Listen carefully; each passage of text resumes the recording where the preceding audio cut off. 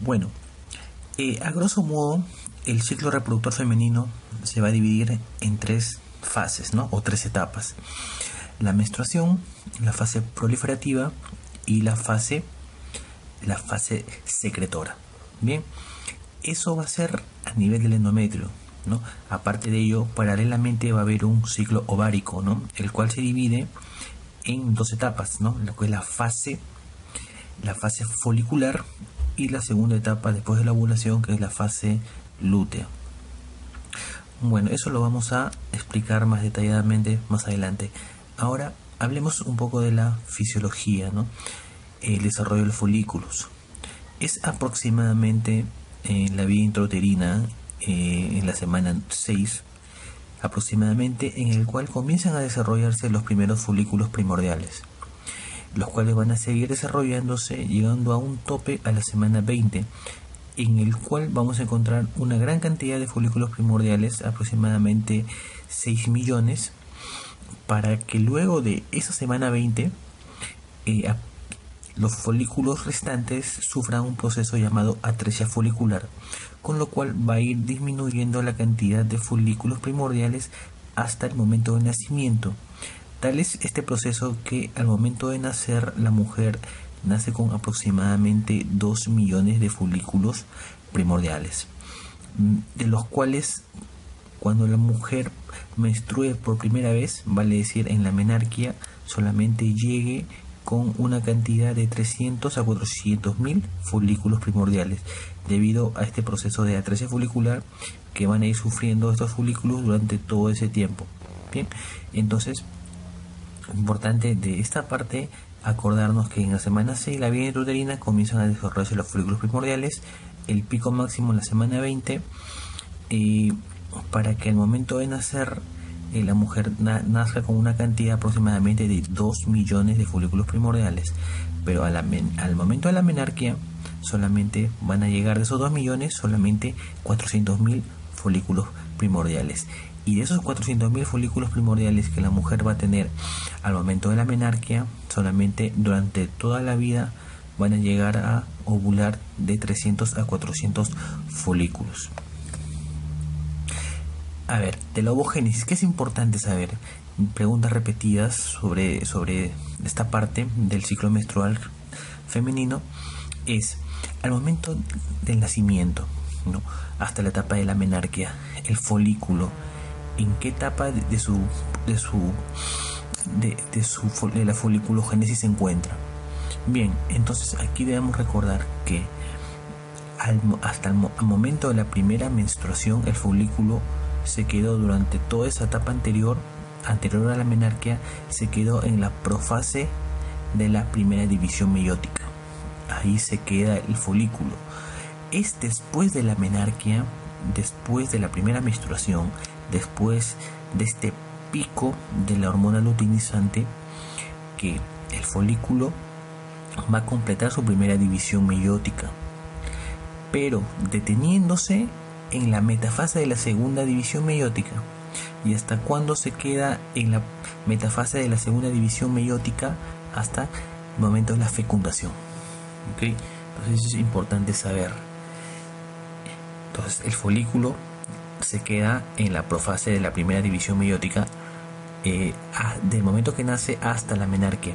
Después de la primera menstruación se completa esta primera división meiótica, pero se queda en la metafase de la segunda división meiótica. ¿Hasta cuándo?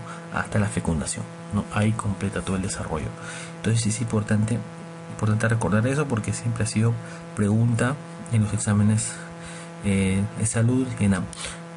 Bueno, que algunas características que debemos conocer, debido a que también son preguntas reiterativas, es acerca de algunas características principales, ¿no?, del sangrado menstrual de una menstruación normal.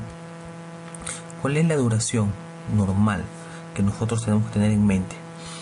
Y como tenerlo en mente como valores secuenciales, valores normales que debería seguir un proceso de menstruación normal. Aproximadamente la cantidad de días de sangrado es aproximadamente entre 2 a 8 días. Algunas literaturas mencionan entre 2 a 7 días. ¿Ok? Entonces, esa es la cantidad de días que normalmente sangra una paciente, una mujer, en su proceso de menstruación. Y el volumen de sangre que aproximadamente va a gastar, ¿no?, por este desprendimiento del endometrio es aproximadamente de 30 a 80 mililitros, ¿no? 30 a 80 mililitros de sangre por día es lo que va a menstruar, lo que va a perder de sangre en una menstruación. Cantidades mayores a 8 días, duraciones mayores a 8 días o cantidades mayores a 80 mililitros ya no consideraremos normal, más bien consideraremos algo patológico, pudiendo sospechar de algunos procesos que produzcan esta alteración, que nosotros la conocemos con el nombre de menorragia, pensando en otras causas quizás anatómicas, como por ejemplo el mioma submucoso, ¿no?, que es una causa importante de hipermenorrea, de menorragia, ¿verdad? Bien, ahora, en lo que es la duración de días, ¿cuánto es la cantidad de días que normalmente debe menstruar una mujer? La cantidad de días que dura este ciclo reproductor femenino. El número básicamente es 28 días, eso todos lo sabemos. 28 días. A esto le vamos a sumar y restar más o menos 7 días. 28 más o menos 7 días. Eso es el valor promedio, el valor normal de un ciclo menstrual. ¿Ok? Entonces 28 le restamos 7, 21, límite inferior normal. 28 le sumamos 7, 35, límite superior normal. De 21 a 35 días es la duración normal de un ciclo menstrual. ¿Ok? Es la cantidad de días que normalmente va a durar el ciclo menstrual. Si es menos de 21 días, hablamos de polimenorrea, y mayor de 35 días, oligomenorrea. Bien, eso lo vamos a detallar en otra exposición. ¿Y quién regula el ciclo menstrual? ¿Quién regula todo este proceso? El eje hipotálamo hipófisis ovárico, ¿no? Este eje importantísimo es el que va a regular todo este proceso del ciclo reproductor. La hormona que va a iniciar todo este proceso es la hormona liberadora de las gonadotrofinas, que es la GnRH, la cual se va a liberar a nivel de los núcleos arcuatos en el hipotálamo, que por un sistema vascular portal va a migrar hacia la adenohipófisis, o sea, hacia la parte anterior de la hipófisis, para poder liberar por pulsos la hormona FSH, que es la folículo estimulante, y la hormona LH, que es la luteinizante. ¿Ok? Entonces la GnRH se libera por pulsos, y por pulsos va a liberar la folículo estimulante y la luteinizante. Aquí tenemos pulsos lentos y tenemos pulsos rápidos. La folículo estimulante va a ser liberada por pulsos lentos, mientras que la luteinizante va a ser liberada por pulsos rápidos. Recuerden que durante toda la primera mitad del ciclo menstrual femenino, la hormona predominante es la folículo estimulante, y durante la segunda mitad la predominante es la luteinizante. ¿Ok? Entonces la folículo estimulante, que es la que predomina en la primera mitad, se libera por pulsos lentos, y la luteinizante, que es la que predomina en la segunda mitad, se libera por pulsos rápidos. ¿Ok? O sea, primero lento y luego rápido, ¿ok? Para que más o menos se acuerden. Primero inicia lentamente la liberación para luego acelerar los pulsos y liberar la luteinizante, ¿ok? Entonces es así como se van a liberar las hormonas folículo estimulante y la luteinizante. Bien, entonces la luteinizante y el folículo estimulante van a actuar a nivel del folículo. El folículo, tenemos el ovocito rodeado por las células de la granulosa y la teca interna, ¿verdad?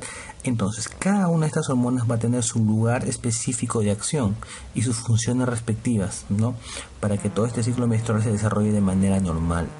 La hormona luteinizante, ¿a qué nivel va a actuar? Va a actuar a nivel de la teca, a nivel de la teca interna, favoreciendo la liberación de andrógenos.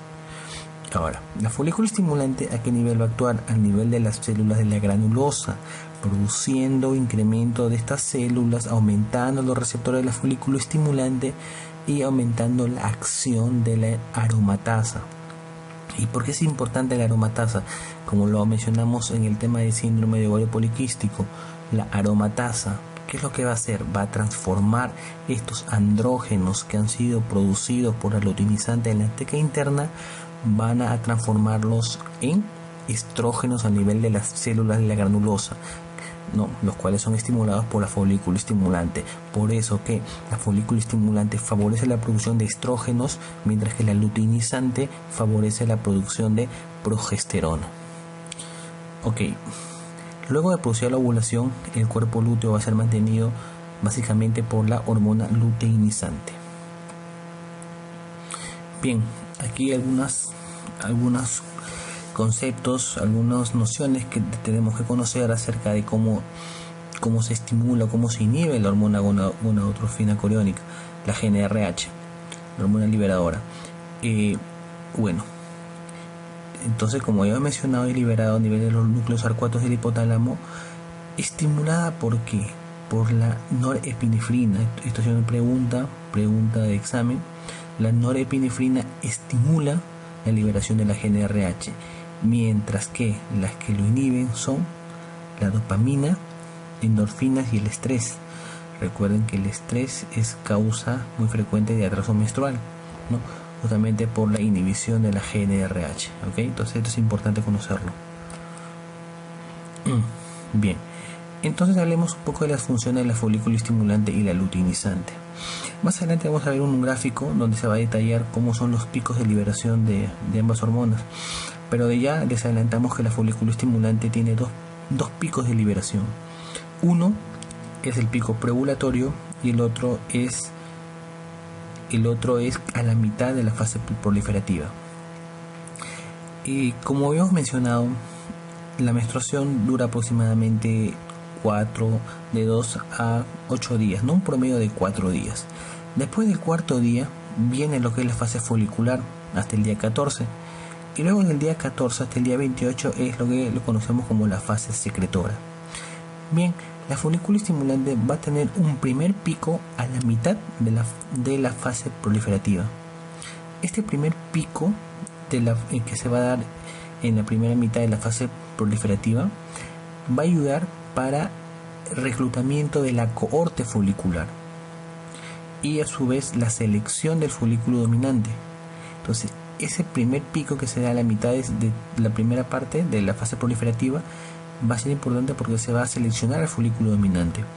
Luego va a tener otro pico antes de la ovulación, ¿no? Un pico preovulatorio que va a ayudar básicamente a producir la mayor cantidad de células de la granulosa, a aumentar los receptores de la folículo estimulante y estimular la acción de la aromatasa.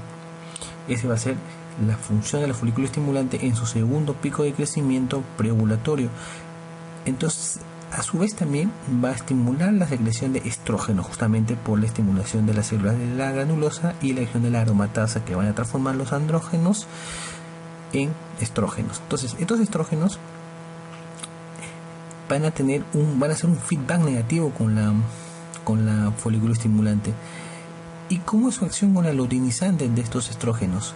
Estos estrógenos a cantidades pequeñas van a hacer un feedback negativo, o sea, van a inhibir la producción de luteinizante, pero a cantidades elevadas de estrógeno van a favorecer la liberación de la luteinizante, y es así como se produce la ovulación.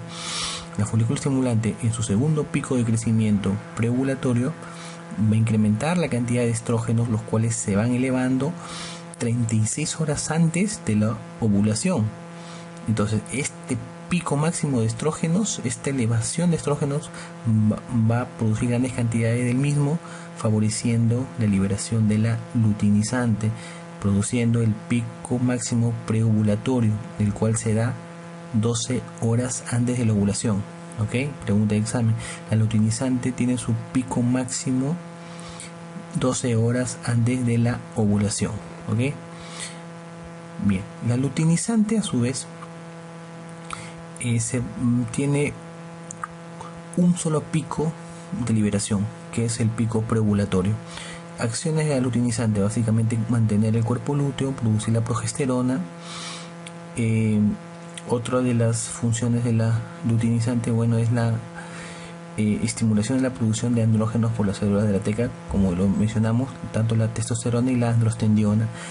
Aquí importante conocer de la testosterona es que es el andrógeno principal en la mujer. Pregunta de examen: ¿cuál es el andrógeno principal de mayor importancia en la mujer? La testosterona, ¿no? Eso ni dudarlo. Sin embargo, no es la más activa, la que tiene mayor potencia de acción, porque la que tiene mayor actividad es la dihidrotestosterona, ¿ok? Pero es la testosterona la más importante de los andrógenos, de los andrógenos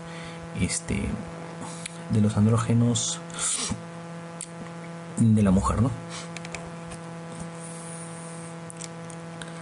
Bueno, acciones de los estrógenos, los cuales son liberados básicamente por la folículo estimulante. ¿Cuáles son? Son tróficos de todo el aparato genital femenino, ¿ok? Aumentan la producción aumentan el desarrollo, el incremento del grosor endometrial, ¿no? Mantienen el control electrolítico. Recuerden que el estrógeno tiene una acción similar a la aldosterona, por lo que retiene sodio, por lo cual en las gestantes vemos edemas en miembros inferiores por uno de estos mecanismos, es por el estrógeno. El estrógeno, como dijimos, feedback negativo junto con la inhibina para la secreción de folículo estimulante. Sin embargo, con la luteinizante no se comporta así. A baja dosis el estrógeno inhibe la producción de luteinizante, pero a niveles elevados, mayor de 200 picogramos por mililitro, produce la liberación de la luteinizante. Y eso explica cómo es que se produce el necesario pico de la luteinizante preovulatorio, ¿no? Para que se produzca la ovulación. La progesterona. Aquí, pregunta de examen.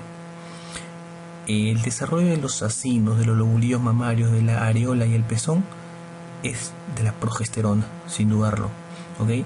Acinos, lobulillos, lo que es la areola y el pezón, progesterona. Únicamente la producción del epitelio de los conductos galactóforos lo debemos al estrógeno, ¿ok? Estrógeno, conductos, progesterona, acinos, ¿ok? Estrógenos, conductos, progesterona, acinos, areola y pezón. Feedback negativo con la GnRH, ¿no? Estimula el centro térmico hipotalámico. Debido a eso, en el día ovulatorio, en el día 14, cuando se produce la ovulación, comienza a elevarse la progesterona, el cual tiene su máximo pico 8 días después de la ovulación. Comienza a incrementar el metabolismo basal de la mujer, aumentando la temperatura aproximadamente 1 grado, ya que si una mujer normalmente su temperatura es 36.5, después del incremento de la progesterona va a ser 37.5, ¿ok? Porque estimula centro térmico hipotalámico. Ahora, aquí un resumen de todo lo que les había comentado anteriormente. La luteinizante actuando a nivel de las células de la teca para producir andrógenos, ¿no? La androstendiona y la testosterona, que es el andrógeno más importante en la mujer, ¿no? Los cuales en la granulosa, por acción de la folículo estimulante y de la aromatasa, van a ser transformados en estrógenos, ¿no? En estrona y estradiol. Recuerden que la aromatasa tiene una gran influencia de la insulina. En el síndrome de ovario poliquístico hay insulinoresistencia, por lo cual la aromatasa no puede cumplir su función de transformar la testosterona en estrógeno, por lo cual hay un hiperandrogenismo en el síndrome de ovario poliquístico. Aquí observamos un gráfico interesante de los picos, tanto de la luteinizante, folículo estimulante, estrógenos y progesterona. Luteinizante, un solo pico, el preovulatorio, ¿no? La LH, inclusive la folículo estimulante tiene 2 picos, ¿no? Un pequeño pico en la primera fase, ¿no? En la fase proliferativa, a la mitad de la fase proliferativa, y un segundo pico también preovulatorio, ¿no? Mientras que el estrógeno tiene 2 picos, ¿no? Un pico mayor preovulatorio, que es el cual va a producir la liberación de la luteinizante. Como dijimos, el estrógeno a dosis elevadas es feedback positivo con la luteinizante, y otro pequeño pico en la fase lútea. Mientras que las progesteronas, un solo pico de secreción, de producción, que es 8 días después de la ovulación. Esto es lo que le mencioné. Mientras el endometrio tiene sus fases proliferativa secretora, paralelamente en el ovario la fase folicular y fase lútea, ¿no? También importante conocerlo, memorizarlo para que no nos sorprendan al momento de hacer las preguntas, ¿no? Pueden preguntar, el ciclo endometrial es, y puede te poner fase folicular y fase lútea, y uno, por no pensar bien la pregunta, la respuesta, puede marcar de manera equívoca, ¿no? Endometrial es proliferativa y secretora. Aquí algunos nombres que deben conocer: cómo se le conoce a la fase folicular y lútea, o la fase folicular también llamada estrogénica, porque va a predominar la producción de estrógenos, o hipotérmica, mientras que la fase lútea, debido a la producción de la LH, va a ser progestativa porque va a predominar el progestágeno, o hipertérmica por la elevación que produce el progesterona, no de la temperatura basal. Otra pregunta: de las dos fases, de la fase folicular y la fase lútea, la que es constante es la segunda etapa, mientras que la que es más irregular es la fase proliferativa, ¿okay? La fase secretora o la fase lútea la fase lútea es la que es más constante, ¿okay? Es 14 días, mientras que la fase folicular es la que es más irregular, ¿no? Es la que puede ser 8, 10 a 20 días aproximadamente, es la que va a variar, ¿no? Mientras que la fase lútea va a ser la más regular. Aquí otro gráfico importante aquí para que vean cómo la inhibina, sobre todo la A, produce el feedback negativo con la folículo estimulante, ¿no? Produciendo la disminución de la producción de estradiol. La fase lútea sabemos que dura aproximadamente 13 a 15 días, ¿no?